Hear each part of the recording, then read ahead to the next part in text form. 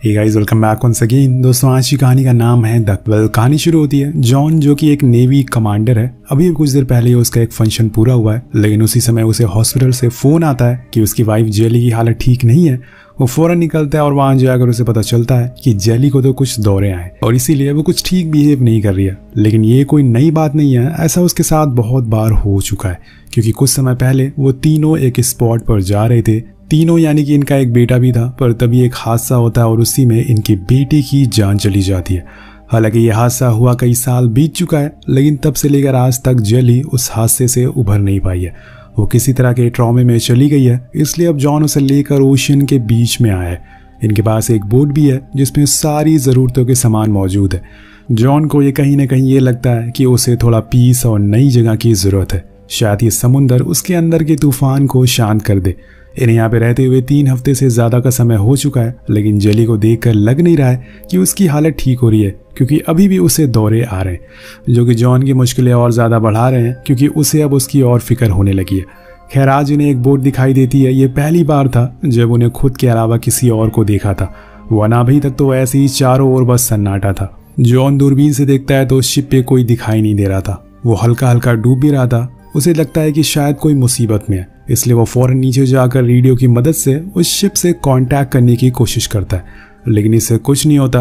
वो फिर से ऊपर आ जाता और इस समय उन्हें उस शिप के साइड में एक छोटी बोट आते हुए दिखती है, जिसमें एक आदमी भी था और उसे देखकर ऐसा लग रहा था जैसे कि वो बहुत ही घबराया हुआ है। ये लोग फौरन उसके पास जाते हैं और उसे अपनी बोट में बैठा लेते हैं, लेकिन वो आदमी बोट पर आता ही कॉर्नर में जाकर बैठ जाता है, क्योंकि उसे ठंड लग रही थी। वो लोग उसे खाने को देते हैं और फिर जॉन उसे पूछता है कि तुम यहाँ कर क्या रहे हो। वो पहले तो अपना नाम बैरक बताता है और कहता है कि वो शिप जो डूब रहा है वो 6 महीने पहले मैंने खरीदा था, लेकिन उसमें एक छेद हो गया जिसकी वजह से पूरी तरह से खराब हो चुका है। जॉन को लगता है कि शायद उसके अलावा और भी लोग बोट पर मौजूद हैं जिसे कि उनकी मदद चाहिए, इसलिए वो वहाँ से जाने के लिए निकलता है। लेकिन बैरक मना करता है और कहता है कि मेरे साथ वहाँ पर 6 और लोग थे, लेकिन वो सब मारे गए क्योंकि उन्होंने भूख की वजह से एक जहरीली मछली खा ली और मैं वैसे ही वहाँ पे कई हफ्तों तक फंसा रहा। लेकिन जब मैंने आप लोगों को देखा तो मैंने फौरन अपनी लाइफ बोट इस तरफ घुमा लिया। लेकिन यहाँ पता नहीं जॉन को उसकी बात तो झूठ लग रही थी। वो अपनी बात साबित करने के लिए उनके 6 साथियों के पासपोर्ट भी दिखाता है, लेकिन ये कैसे पॉसिबल हो सकता है? कोई आदमी मर रहा है, उसे तभी अपने सामने अपनी जिंदगी दिख जाए, लेकिन उसके लिए अपने दोस्तों के पासपोर्ट ज़्यादा इंपॉर्टेंट हो। ज़रूर इसके पीछे कोई बड़ा गेम है। यही सेम ख्याल जॉन को भी आ रहा था, पर यह सब इग्नोर करके जेली उसे रूम में ले जाती है और आराम करने को कहती है। लेकिन यहाँ जॉन एक नेवी ऑफिसर है, उसके दिमाग में बहुत सारे ख्याल आने शुरू हो जाते हैं। वो उसके जाने के बाद सबसे पहले तो उसका सामान चेक करता है, जिससे कि उसे कुछ पेपर कटिंग मिलती है जिसमें बहुत सारी चीजें थी, जैसे कि फ्री क्रूज ऑफर के कुछ कूपन, साथ में कुछ लड़कियों की फोटोज और साथ में कुछ स्केचेस किसी डेविल के थे और इशारा करी थी जिसमें यह साफ बना हुआ था कि उस शिप को कोई डेविल ने डुबाया है। लेकिन ये सब जॉन को फालतू की बातें लग रही थी। उसका ध्यान बस उन लड़कियों की फोटोज पर जाता है जो किसी और ही तरफ इशारा कर रही थी। उसे कहीं ना कहीं ये ह्यूमन ट्रैफिकिंग का गेम लग रहा था। उसे लगता है कि उसने कुछ लड़कियों को फ्री टिकट का लालच दिया होगा और फिर यहाँ लाकर उन्हें बेच दिया, और ये सारी सच्चाई उसे उस शिप पर जाकर ही पता चल सकेगी। वो जेली से कहता है कि मुझे उस शिप पर जाना होगा क्योंकि ये मेरी ड्यूटी है। वो भी उसे नहीं रोकती क्योंकि उसे भी कहीं ना कहीं ये थोड़ा अजीब लग रहा था और सच जानना था। वहीं दूसरी तरफ वो दोनों बैरक को रूम में ही बंद कर देते हैं ताकि वो ऊपर ना आ सके, और इतने में जॉन वापस आ जाएगा। अब वो उसकी बोट लेकर निकल जाता है और इस शिप की ओर, जिसके अंदर जाने पर उसे हर तरफ बस टूटी फूटी चीजें मिलती है, ढेर सारा पानी। लेकिन कुछ चीजों को देखकर साफ पता चल रहा था कि यहाँ पर किसी तरह की कोई पार्टी चल रही थी, क्योंकि वहाँ पे कई सारी बियर्स की बोतल पड़ी थी। उसी दौरान उसकी नजर एक रूम पर पड़ती है जिसमें से पानी लगातार बह रहा था, लेकिन पानी का कलर व्हाइट की जगह लाल था, और ये देखकर साफ पता चल रहा कि जरूर उसकी दूसरी साइड कुछ और ही है। इसलिए वो बड़ी हिम्मत दिखाते हुए इस डोर को खोलता है, लेकिन उसके अंदर इतना पानी भरा हुआ था कि जॉन बह ही जाता है। पर जब उसकी गर्दन बाहर आती है तो वो पूरी तरह से डर जाता है, क्योंकि वहां दर्जन के हिसाब से लड़कियों की लाशें थी, वो भी कटी हुई हालत में।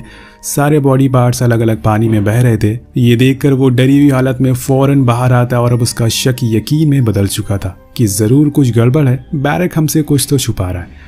वहीं दूसरी तरफ शिप पे जेली अब जॉन के बताए हुए प्लान को पूरा कर रही थी। वो धीरे धीरे अब अपने शिप को उसी शिप की ओर ले जा रही थी, लेकिन इतने में बैरक उठ जाता है और चिल्लाने लगता है क्योंकि डोर लॉक था। वो आवाज लगाता है लेकिन जेली गेट नहीं खोलती और तब वो एयर शाफ्ट के जरिए बाहर दिखता है तो वो अपनी शिप की ओर बढ़ रहा था। इसे देखकर वो पूरी तरह से घबरा जाता है। उसके चेहरे पे एक तरह का डर भी देखते हैं, लेकिन आखिर वो इतना बेचैन क्यों है, आखिर उस शिप के साथ क्या हुआ है। और इसी चक्कर में जॉन और जेली दोनों भी फंस चुके हैं। वहीं अब जेली देखती है कि जॉन उसकी तरफ आ रहा है, इसलिए वो शिप को और तेज कर देती है, लेकिन इतनी देर में बैरक ऊपर आ जाता और उसको मारकर बेहोश कर देता और इस शिप को अपने कंट्रोल में ले लेता है और वो शिप को जॉन के डिस्टेंस से दूर ले जाने लगता है। लेकिन जॉन बहुत कोशिश करता है कि वो उसके पास जा सके, पर वो पानी में गिर जाता है और उस बोर्ड पर परपेंडिकुलर से उसके हाथ में चोट लग जाती है। और इसी चक्कर में जेली अब उसके हाथों से दूर जा चुकी है और बैरक लड़कियों के साथ क्या करता है ये हम देख चुके हैं। ये डर जॉन को भी सताने लगता है।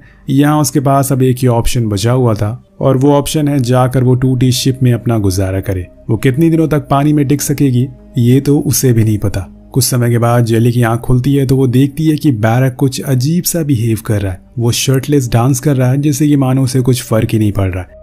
उधर दूसरी तरफ जॉन शिप पर चढ़ जाता है और उसे पूरी तरह से एक्सप्लोर करता है, लेकिन उससे पहले वो कुछ एल्टीट्यूड लिखता है जो कि जेली के शिप के थे, जिससे कि बाद में वो उसे ढूंढ सके।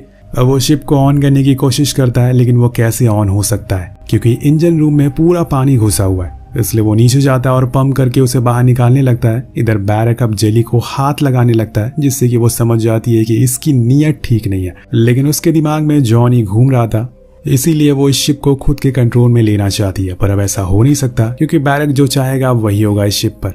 ये जेली को भी मान लेना चाहिए, लेकिन वो इतनी जल्दी मानने वाली नहीं है। यहाँ बैरक जबरदस्ती उसे साइड में बैठाकर अपना इंट्रो देने लगता है कि उसका नाम बैरक है। उसने 2 साल पहले अपनी ग्रेजुएशन पूरी करी, लेकिन उसे इंसान न जाने क्यों पसंद नहीं है।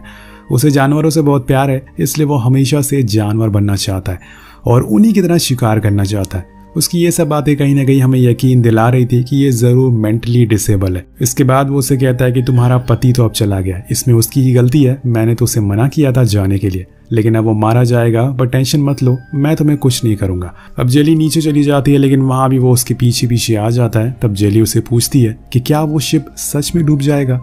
वो हाँ में जवाब देता है और यहाँ जेली को भी गुस्सा आ जाता है और उसके सामने बोल देती है कि मुझे यकीन है कि तुमने ही अपने दोस्तों को मार डाला होगा। और यहाँ उसकी ये बातें सुनने के बाद बैरक अपने असली रूप में आ जाता है। वो उस पर चिल्लाने लगता है, चीजें तोड़ने फोड़ने लगता है, जिससे कि अब जेली का शक पूरे तरीके से यकीन में बदल गया था। लेकिन यहाँ अगर उसे खुद की जान बचानी है तो उसे उसके साथ ही रहना होगा, वरना वो उसे भी मार डालेगा और वो ऐसा नहीं चाहती। इसलिए वो उसके सारे सवालों का जवाब हाँ में देती है, जिससे कि वो थोड़ा शांत हो जाता है। दूसरी ओर जॉन ने कई घंटों की मेहनत के बाद इंजन रूम में पानी को फाइनली बाहर निकाल दिया है और अब शिप चलने लगी है। लेकिन उसके साथ शिप में मौजूद सारी चीजें भी चलना शुरू हो जाती है, जैसे कि वहां रखा टीवी जिसमें रिकॉर्डिंग प्ले हो रही थी, जो कि शिप की थी, जिसमें यह साफ दिख रहा था कि बैरक का गुस्सा ठीक नहीं है। वो अकेले जूली के साथ क्या कर सकता है ये किसी को पता नहीं है। अब यहाँ जॉन उसी एल्टीट्यूड को फॉलो करते हुए आगे बढ़ता है। उधर जूली देखती है कि बैरक उनके डॉग के साथ बात कर रहा है क्योंकि उसे हमेशा से जानवर पसंद थे। इसी दौरान जेली देखती है कि उसके शिप के पास कोई ऑब्जेक्ट है जो कि जॉन का शिप था। वो उसे कांटेक्ट करने की कोशिश करती है, जो कि हो भी जाता है, लेकिन जॉन की आवाज जेली तक पहुंच नहीं पाती। पर वो उसकी आवाज सुन रहा था, इसलिए वो दूसरे कोड मेथड से मैसेज भेजता है। जॉन बताता है कि उसे कैसे भी करके अपने शिप को रोकना होगा, तभी वो उसके करीब आ पाएगा। अब यहाँ जेली अपने ट्रॉमा से बाहर आने लगती है, इसलिए वो धीरे धीरे ही सही, लेकिन अपने दिमाग का सही इस्तेमाल करने लगी थी। वो इंजन रूम में जाती है, वहां चालाकी से एक की को निकाल लेती है, जिससे कि इंजन बंद हो जाता है और उस की को पानी में फेंकने वाली थी, लेकिन तब तक बैरक उसे ऐसा करने से रोक लेता है। लेकिन जैसे तैसे करके वो उसे फेंकने में कामयाब हो जाती है। उसका डॉग, जो कि अब बैरक की बातें मानने लगा था, वो पानी में कूद जाता है और चाबी को वापस ले आता है। तो ये प्लान भी इनका बर्बाद हो गया था। अब जेली बचने के लिए खुद को वॉशरूम में लॉक कर लेती है, पर आखिर कब तक वो ऐसे ही लॉक रहेगी, उसे बाहर तो आना पड़ेगा और तभी वो कुछ कर सकेगी। इसलिए वो बैरक की तरफ दोस्ती का हाथ बढ़ाती है और वो एक्सेप्ट भी कर लेता है। उधर जॉन अब आगे क्या करे यही सोच रहा था कि तभी वो देखता है कि बाहर भारी तूफान आ रहा है, जिसकी वजह से अब पानी फिर से भरना शुरू हो गया है।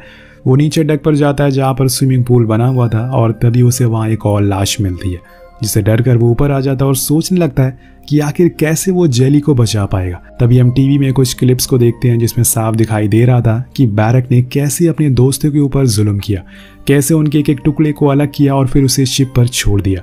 ये सब देखने के बाद उसके मन में एक ही ख्याल आ रहा था, वो था जेली का, क्योंकि इस समय वो ऐसे शख्स के साथ मौजूद है जो उसके साथ क्या करे उसे खुद भी पता नहीं है। वहीं दूसरी ओर जेली देखती है कि जॉन का शिप का लोकेशन उसके रडार पर ट्रेस हो रहा है। वो उसे कनेक्ट करने की कोशिश करती है, हालांकि पहली बार में तो कुछ नहीं होता, लेकिन जब वो बार बार ट्राई करती है तो उसका कनेक्शन हो जाता है। लेकिन इस बारी भी उसे जॉन की आवाज सुनाई नहीं दे रही थी। वो उसे सब कुछ बताने लगती है, पर वहां जॉन के पास अब इतना समय नहीं था वो उसकी ये सब बातें सुने, इसलिए वो बार बार बटन को प्रेस करता है, जिससे कि जेली को समझ आ जाता है कि वो मुसीबत में है। वो दोनों फिर से क्लिकिंग मेथड के जरिए बात करते हैं और जिससे पता चलता है कि उसका शिप अब डूबने वाला है। उसके पास कुछ ही घंटे बचे हुए हैं और इतने में उसका सिग्नल भी टूट जाता है, जिससे वो रोने लग जाती है, क्योंकि अब उसे यकीन हो गया था कि शायद जॉन अब वापस लौट कर कभी नहीं आएगा।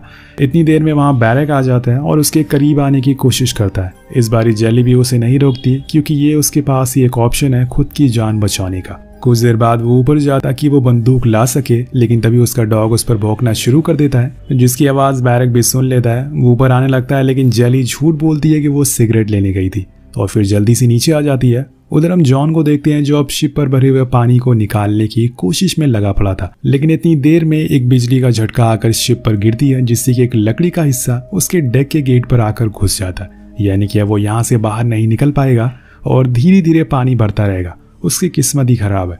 दूसरी तरफ बैरक तो ऐश कर रहा था, लेकिन वहीं जेली के दिमाग में अभी भी जॉन की बातें घूम रही थी। वो बैरक के लिए ड्रिंक बनाती है और उसमें अपनी दवाइयाँ मिला देती है, जिससे कि वो बेहोश हो जाए और फिर उसे मार सके। लेकिन ये इतना आसान नहीं था। बैरक भी कोई कच्चा खिलाड़ी नहीं था। जब वो बंदूक लेकर आती तो इतने में ही बैरक देख लेता है और फिर उन दोनों में हाथापाई होना शुरू हो जाती है। लेकिन इतने में बहुत तेज लहरें उठना शुरू हो जाती है, जिसकी वजह से दोनों ही इधर उधर गिरने लगते हैं। उसी में एक गोली चल जाती है जो जाकर रेडियो पर लगती है, जिससे कि वह पूरा बर्बाद हो जाता है। यानी कि अब जॉन से कोई कनेक्शन नहीं हो सकेगा। पर अब बैरक के हाथ में बंदूक आ गई थी, लेकिन जितने में वो गोली चलाता उतने में ही उन दवाइयों का असर दिखना शुरू कर दिया था। वो झूलना शुरू करता है, लेकिन इतने में एक लहर आती है जो फिर से इन दोनों को दूर फेंकती है। इसी में जेली के हाथ लग जाती है एक एरो शूटर, जिसे लेकर वो कमरे में बंद हो जाती है और फिर वहां से शूट करती है, जो सीधा जाकर डोर पर लगती है। जिसके कुछ देर बाद वहां खून के धब्बों को हम देखते हैं, यानी कि वो जख्मी हो गया। इसलिए वो धीरे धीरे ऊपर आने लगती है, लेकिन इतने में बैरक फिर से आ जाता है, क्योंकि वह एरो उसे नहीं बल्कि उसके डॉग को लगा था, जिससे कि वो मारा जाता है। और यहाँ वो बहुत ज्यादा गुस्से में आ चुका था। वो जेली के गले को दबाकर उसे मारने की कोशिश करता है, लेकिन तभी वो गोली असर कर देती है और वो फिर से बेहोश हो जाता है। अब फाइनली वो उसे बांध देती है और ऊपर आ जाती है। यहाँ उसे पता चलता है कि अब बोट का फ्यूल खत्म हो गया, इसलिए वो विंड रेजर को खोल देती है ताकि अब वो जॉन की तरफ बढ़ सके। वो चारों ओर देखती है, लेकिन वो कहीं भी दिखाई नहीं दे रहा था। ऐसे ही करते करते रात हो जाती है, क्योंकि वहां दूसरी ओर जॉन तो पानी में डूबा पड़ा था। वो पाइप से सांस ले रहा था, लेकिन तभी वो पैर से एक लकड़ी को तोड़ देता है और फिर शिप से बाहर आ जाता है। जिसके बाद वो उस पूरे शिप को आग लगा देता है ताकि जेली उसे देख सके, और होता भी ऐसा ही है। वो उस रात के अंधेरे में देख लेती है और शिप को उसी दिशा में मोड़ देती है। लेकिन इतनी देर में बैरक फिर से होश में आ गया था। वो दरवाजा तोड़कर ऊपर आ जाता है, लेकिन उसके लिए जेली पहले से तैयार थी। वो उसको ऊपर से एरो से शूट करती है, लेकिन वो फिर भी नहीं रुकता। वो दूसरी बारी शूट करती है और फिर उसे एक लाइफ बोट में लेटाकर उसे ओशन में छोड़ देती है कि जा जी ले अपनी जिंदगी। यानी कि अब इस ओशन के हवाले उसने कर दिया है, वो जहां उसे ले जाएगा वहां जाना पड़ेगा। कुछ देर बाद जेली जॉन को देख लेती है और वो उसे जल्दी से बोट पर बैठा लेती है। कुछ इस तरह से वो दोनों मिल जाते हैं। इन सब के बाद इतना तो कह सकते हैं कि जेली का ट्रॉमा पूरी तरीके से ठीक हो चुका है। अगले दिन वो अपने दिन को एंजॉय कर रहे थे, पर उसी दौरान उन्हें एक लाइफ बोट तैरती हुई दिखती है, लेकिन उसमें कोई था नहीं। ये वही थी जिसमें बैरक को जेली ने छोड़ा था। अब यहाँ जेली उस बोट को जला देती है और दोनों फिर से अपने एंजॉयमेंट में लग जाते हैं। लेकिन तभी हम देखते हैं कि जॉन की जगह बैरक का हाथ जेली के सर पर था। उसे पहले तो सब कुछ सही लगता है, लेकिन कुछ ही देर बाद उसे खून की स्मेल आने लगती है और जैसे ही वो मुड़ती है वो उसका मुंह पकड़ लेता है और उसका गला दबाने लगता है। इतनी देर में जॉन उसे देख लेता है और सीधा फ्लेयर चलाता है, जो जाकर उसके फेस के आर पार हो जाती है और फाइनली वो मारा जाता है। और इसी के साथ दोनों चैन की सांस लेते हैं। दोस्तों, जब वो यहाँ पर 4 हफ्ते पहले आए थे तो जेली अपने ट्रॉमा और जॉन अपनी बीवी की बीमारी से परेशान था। लेकिन अब जब वो अपने घर जाएंगे तो साथ में ये बात को लेकर जाएंगे कि जब तक आपके पास जिंदगी है तब तक आपको मजाक और बेकार लगती है, लेकिन जब वो जाने लगती है तो आपको उसकी कीमत पता चल जाती है। जेली जो कि ट्रॉमा से परेशान थी, उसे पता चल गया है कि जितनी भी लाइफ उसे बची है उसे सुकून से जीनी चाहिए, ना कि किसी ट्रॉमा से गुजारते हुए जीना चाहिए। जिसके साथ ये कहानी यही खत्म हो जाती है। तो आपको ये कहानी कैसे लगी कमेंट में जरूर बताइएगा। मिलते हैं अगली वीडियो में। Peace out.